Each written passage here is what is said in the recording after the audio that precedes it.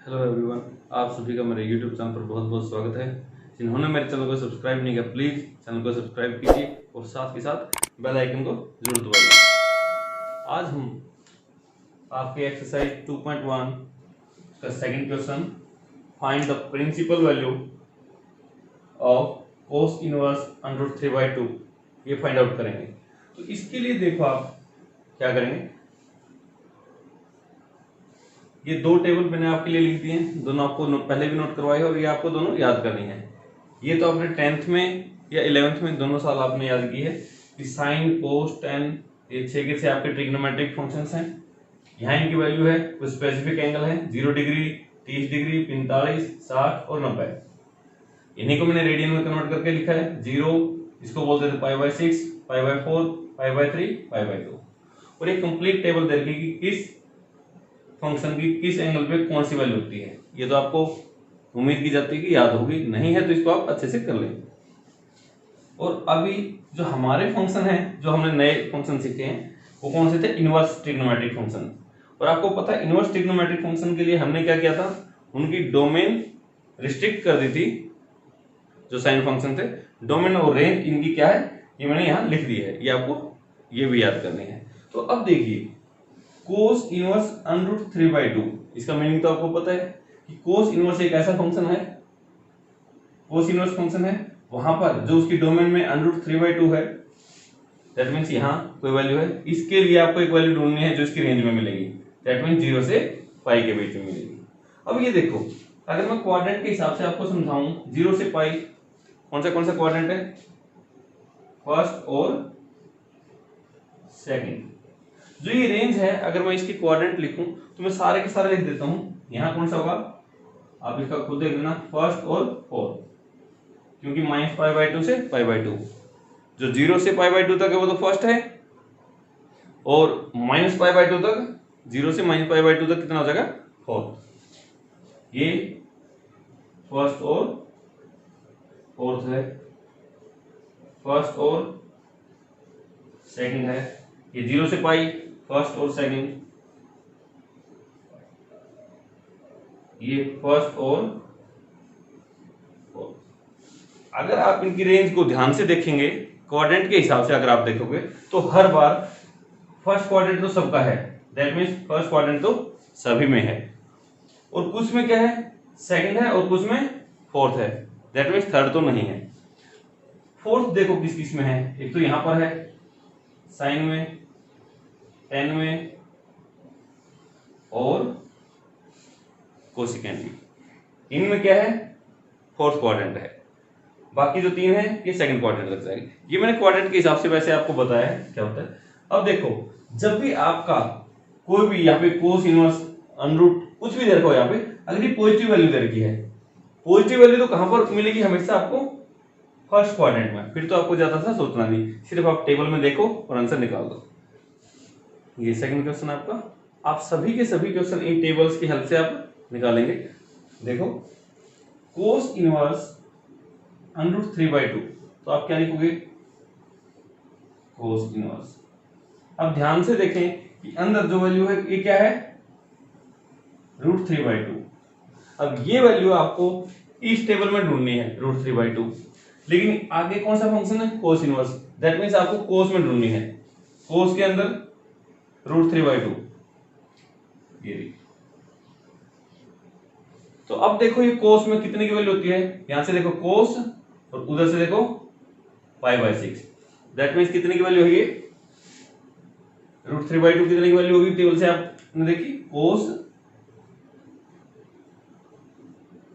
π/6,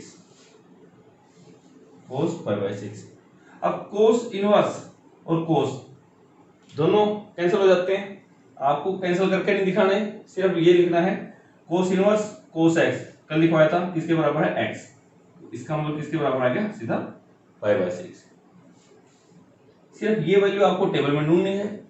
table में मिल गई cos inverse कोस, दोनों आपस में कैंसिल, क्योंकि कोस इनवर्स कोस x किसके बराबर था? सीधा x के बराबर, तो π/6 आंसर आ गया। Third question, cosecant inverse 2।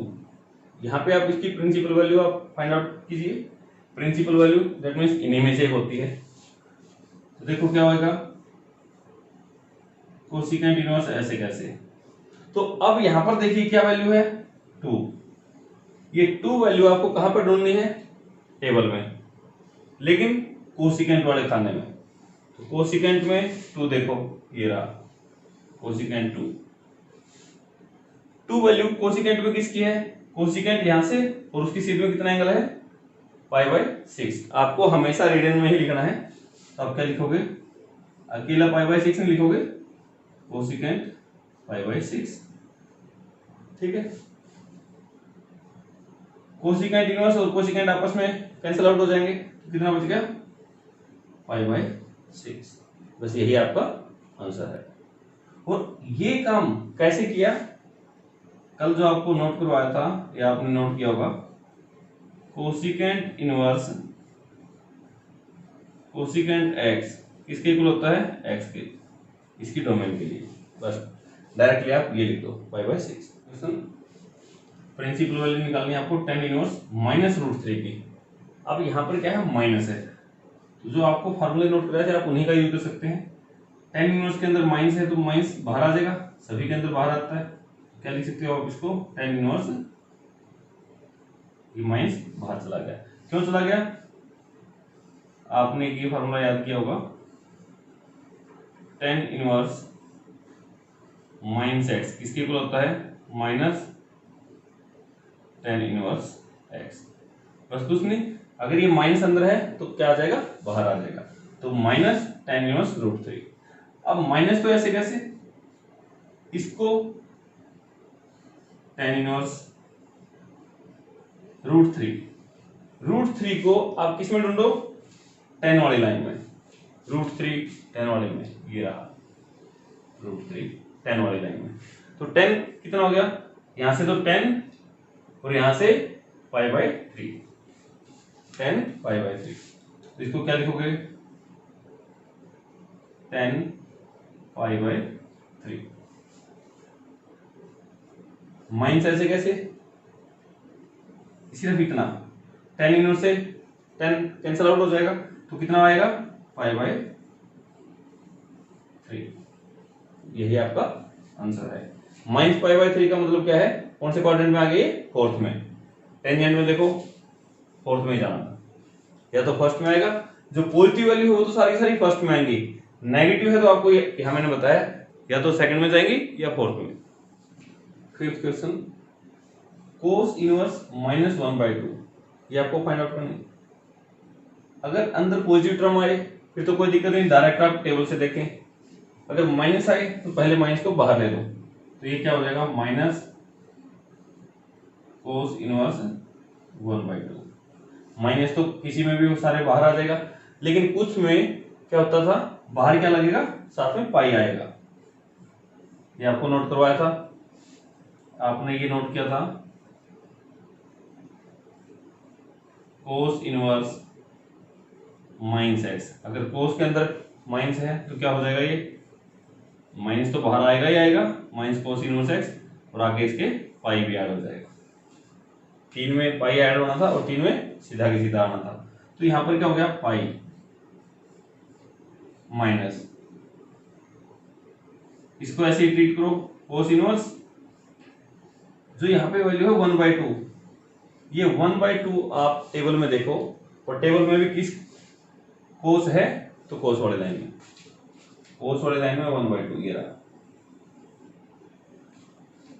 तो कोस वाले लाइन में 1/2 है, कहां पर आएगा, कोस और यहां से π/3। ये देखो ना दोनों की सीध क्या है, तो कोस π/3। अब देखो क्या हो गया, पाई ऐसे कैसे, माइनस कोस इनवर्स से कोस कैंसिल आउट, कितना हो गया π/3, pi minus π/3, 3 LCM 3 pi minus pi कितना आ गया, 2π/3। अब जो भी ये आंसर आता है हमेशा आपका, ये आंसर आपका हमेशा इन रेंज में से आएगा। जो भी आप इस मेथड से अपनाओगे तो हमेशा इस रेंज में ही आना चाहिए। तो 2π/3 का मतलब होता है, रफली आप पाई को 180 रख सकते हैं, 180/3 60, 60 × 2 120, और 120 आपका इसके अंदर है 0 से 5। तो ये हमेशा जो भी आंसर आएगा आपका, जो यहाँ रेंज दे रखी इन्हीं में से आएगा, इससे बाहर है तो इसका मतलब आपका आंसर गलत आया, प्रिंसिपल वैल्यू नहीं है वो। tan इनवर्स -1, अगर ये प्लस होता फिर तो हम डायरेक्ट टेबल से देखते, माइनस है तो पहले माइनस को बाहर लेके जाओ, माइनस बाहर आ जाएगा, अंदर क्या बच गया tan इनवर्स 1। अब ये देखो टेंजेंट में तो डायरेक्ट माइनस बाहर आता है, तो पाई तो आगे नहीं आता, जो आपको फार्मूला लिखा है माइनस ऐसे कैसे, tan इनवर्स देख के लिखना है। यहाँ पे वैल्यू क्या है 1। अब 1 को कहाँ पे देखो, टेबल में, किस वाले टेबल में, 10 वाले में। 10 में देखो 1 कहाँ पर है, 10 में ये रहा 1, ये 1 है इसकी और इसकी सीट में, तो दैट मीन्स 10 की वैल्यू 45 है, 10 की 5/4 पे, 45 में नहीं हम लिखेंगे, रेडियन में लिखेंगे। 1 है 10 5/4, माइनस ऐसे कैसे, 10 इनवर्स से 10 कैंसिल, क्या बच गया 5/4, 5/4 क्या गया। और आपको तसल्ली करनी ये सही है या नहीं, तो रेंज में देखो, रेंज में है या नहीं। 10 की रेंज ये थी -5/2 से 5/2, मतलब -90 से +90 के बीच में, और ये कितना है माइनस का 45, ये भी है, बिलोंग करता है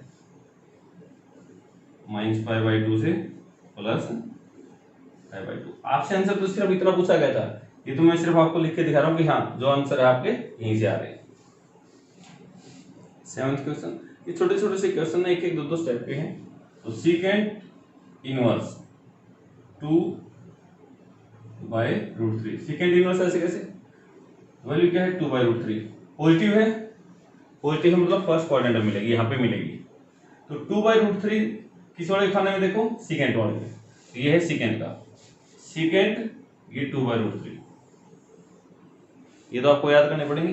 सीकेंट ये वैल्यू किस में आई 5/6 पे, तो सीकेंट 30 की वैल्यू ये होती है, तो सीकेंट 5/6 देखिए लिख दो, सीकेंट 5/6, सीकेंट इनवर्स से सीकेंट कैंसिल, ये तो सभी के लिए होता है, इनवर्स और ये खुद आ जाए तो डायरेक्टली यही आंसर आएगा। आपको सिर्फ ध्यान रखना कि ये रेंज में जरूर आना चाहिए आपका 5/6।